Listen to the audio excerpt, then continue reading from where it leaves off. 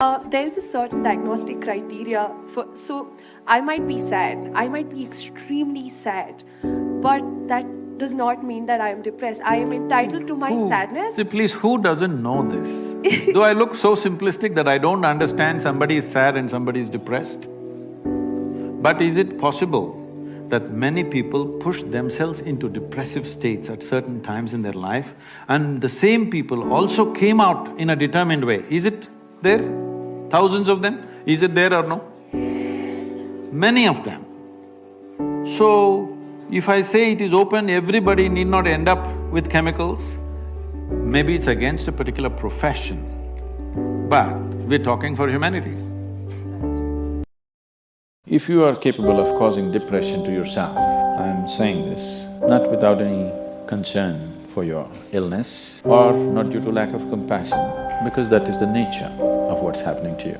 If you're causing depression to yourself, you're able to generate substantial amount of intense emotions and thoughts, but in the wrong direction. If you don't have very strong emotions, very intense thoughts about something, you cannot get depressed. It is just that you're generating thoughts and emotion which work against you, not for you.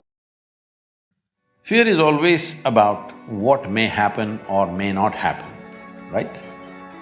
Fear is not about what we are experiencing right now.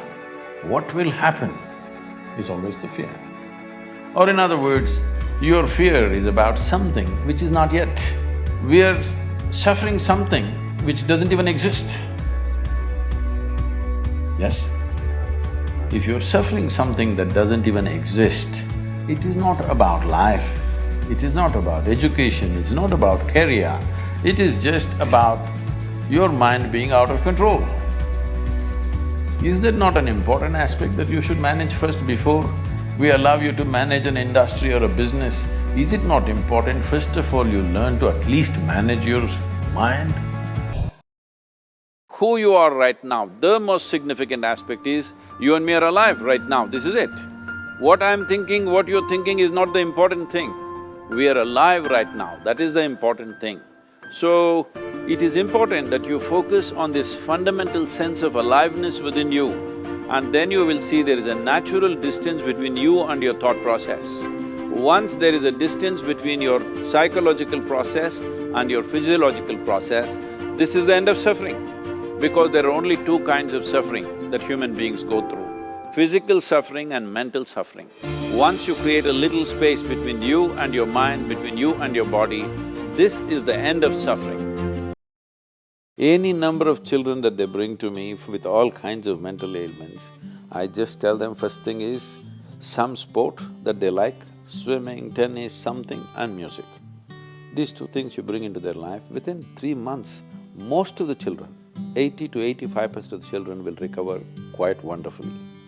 Because without finding expression to their emotional dimension and without finding enough exertion for the physical body, they are bound to become depressive. Right now, your energy is simply expended by doing unnecessary, endless activity. When you have so much mental diarrhea, how can you have energy? Bad food for the mind is just this. You have gotten identified with things that you are not. If you disidentify with everything, if you understand what is you and what is not you, if you keep a little distance from that, mind will become still.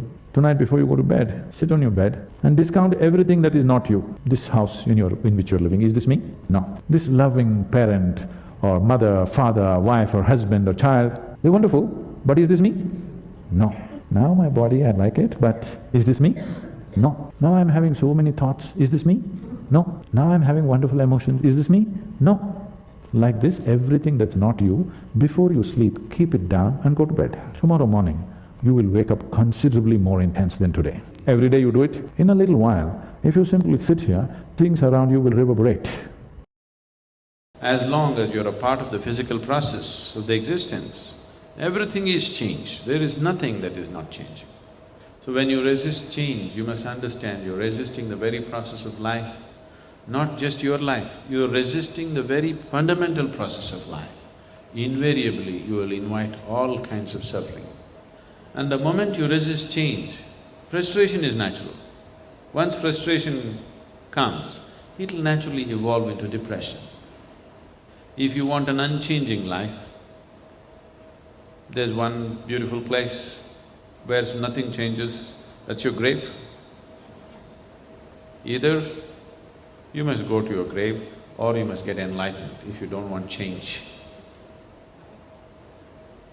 Then somewhere inside everything is same. The most responsible way to live is that you're playful with life. It's absolutely irresponsible to carry a long face and walk around on this planet. Being playful is being very responsible and responsive to life. Only when you are playful, you can pay attention to everything. You can truly respond to everything in the world, only if you're playful. Otherwise you cannot. Just the burden of it will kill you. And only if one is playful, such a person can truly grapple with the problems in the world without being affected by it and do his best about it. If you maintain a few hours of playfulness in a day about what you're doing, you will see even your physical body will start functioning so much better. Your sleep quota will come down. And meditation becomes a natural process for one who is playful.